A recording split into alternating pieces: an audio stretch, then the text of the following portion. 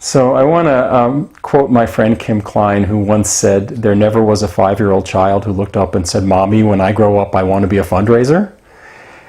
And, the same is true of board members. People don't come out of the womb as born fundraisers.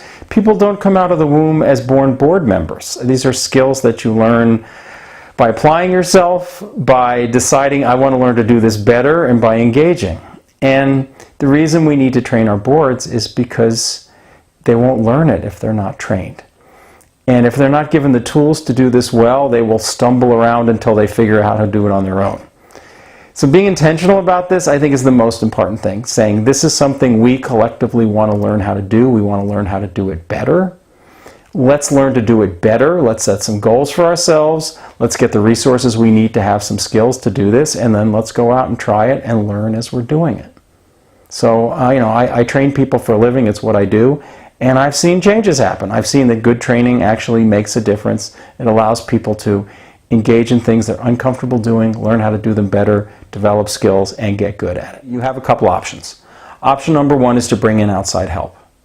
And the joke is, I get paid a lot of money to tell boards what the staff has been telling them for years, but they won't hear it from the staff, so they have to hear it from an outside person. And there's a famous quote from Mark Twain. He said, "An expert is anyone that comes from more than 60 miles away." And, people like me are that person. So that's one option.